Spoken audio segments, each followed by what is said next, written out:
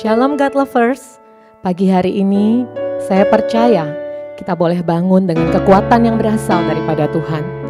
Mari kita sembah Dia dengan hati yang tertuju kepada Tuhan. Lebih dari segalanya,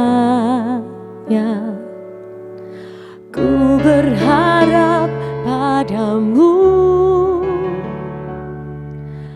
Lebih dari para penjaga, mengharap fajar pagi.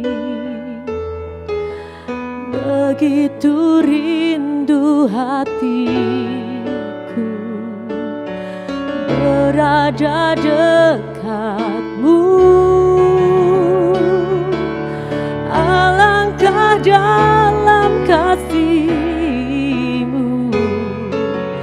memenuhi hidupku. Tenanglah jiwaku dalam naungan sayap-Mu, menembus awan kelabu. Pandang kemuliaan-Mu, selalu ku rindu lekat dalam hati-Mu, mengikuti rencana-Mu. Yesus Tuhan Rajaku, mengikuti rencana-Mu. Yesus Tuhan Rajaku.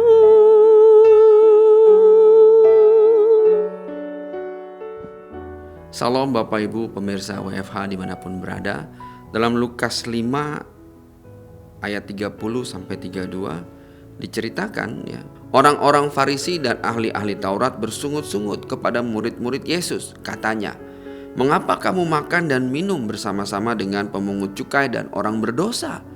Lalu jawab Yesus kepada mereka, katanya, "Bukan orang sehat yang memerlukan tabib, tetapi orang sakit. Aku datang bukan untuk memanggil orang benar, tapi orang berdosa supaya mereka bertobat." Ini bagian dari rangkaian bagaimana membicarakan, mengabarkan kabar baik ya. Bayangkan ya, Yesus duduk dengan pemungut cukai dan orang berdosa. Pada masa itu pemungut cukai dianggap orang paling berdosa. Kenapa? Karena mereka bekerja bagi pemerintah penjajahan Romawi dan mengambil uang dari orang-orang Israel, sehingga mereka secara kebangsaan dianggap pengkhianat ya. Secara rohani mereka dianggap berdosa karena bercampur dengan orang-orang yang tidak mengenal Tuhan ya, sehingga dianggap sebagai orang berdosa ya. Dan mereka kelompok yang paling dibenci. Sementara Yesus duduk dengan para pemungut cukai dan orang-orang berdosa ini ya.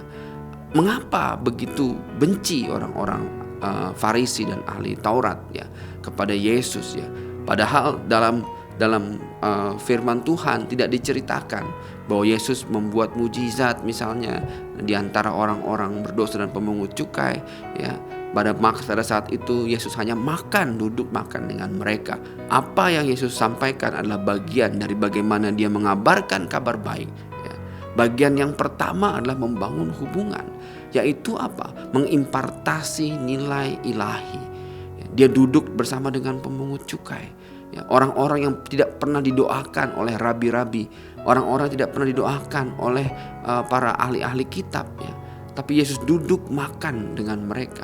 Dia tidak berkhotbah, dia tidak membuat mujizat, dia tidak menyembuhkan orang sakit, tapi dia duduk makan dengan mereka.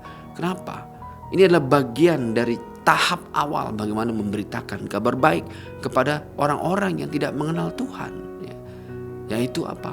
Membangun hubungan dan mengimpartasi nilai ilahi. Itulah yang Yesus kerjakan.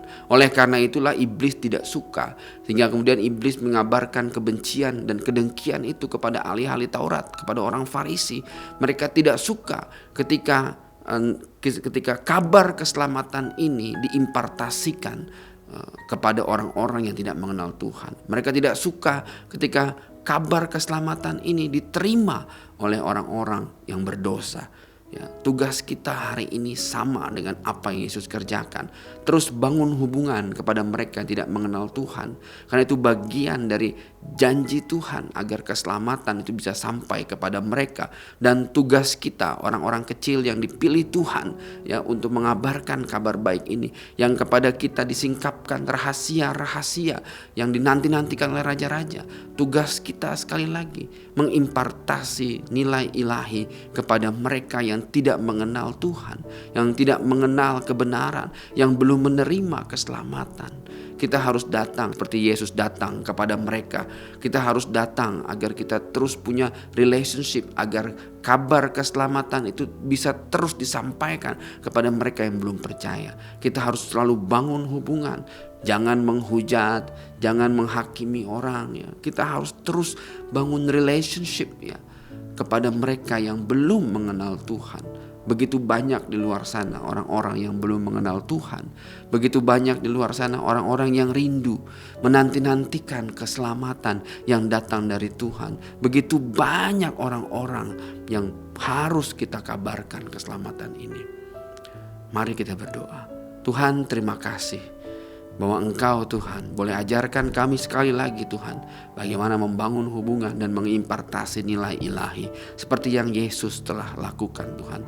Kami percaya, Tuhan, bahwa kabar keselamatan ini akan terus kami kabarkan kepada semua orang yang belum mengenal Engkau, Tuhan. Kami rindu, Tuhan, agar bangsa-bangsa, semua saudara-saudara kami, teman-teman kami bisa mendengar kabar keselamatan. Kami berdoa dan mengucap syukur dalam nama-Mu yang Maha Kudus, Beshem Yeshua. Haleluya.